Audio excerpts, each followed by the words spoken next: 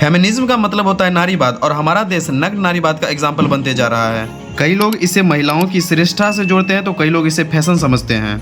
लेकिन क्या आप जानते हैं कि नारीवाद का असली मतलब क्या है और इसके पीछे किन महिलाओं ने अपनी पूरी जिंदगी दांव पर लगा दी थी? बात है 18वीं सदी की, जब महिलाएं सिर्फ घर तक ही सीमित थी। इस समय महिलाओं की सबसे बड़ी आवाज बनी मैरी वॉलस्टोनक्राफ्ट।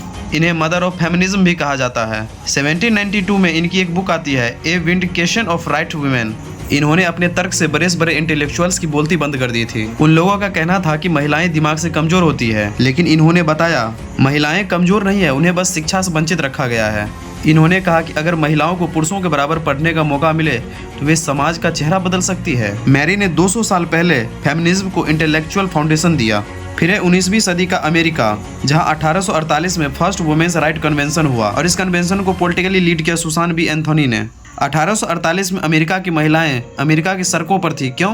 क्योंकि उन्हें वोट देने का अधिकार नहीं था। सुसान एंथोनी का मानना था कि जब तक महिलाओं के पास पॉलिटिकल पावर नहीं होगी तब तक कानून कभी उनके पक्ष में नहीं बनेंगे। और इसके लिए उन्होंने 1872 में सिस्टम को चैलेंज भी किया और इसके लिए उन्होंने 1872 में अवैध रूप से वोट डालने की कोशिश की, जिसके बाद इनकी गिरफ्तारी हो गई। बट फिर भी इन्होंने पूरे सिस्टम को चैलेंज किया और इन्होंने अपनी पूरी जिंदगी इस आंदोलन को समर्पित कर दिया। और इन्हीं के प्रयासों का परिणाम था कि आगे चलकर अमेरिका में 19th अमेंडमेंट आया और महिलाओं को वोट देने का अधिकार मिला। तो दोस्तों, आज जो हम समानता की बात करते हैं, नारीवाद की बात करते हैं, वो सिर्फ एक दिन की उपज नहीं है। मैरी वॉलस्टोनक्राफ्ट ने नारीवाद की सोच दी और सुसान बी एंथोनी ने उसे सड़क पर उतारा।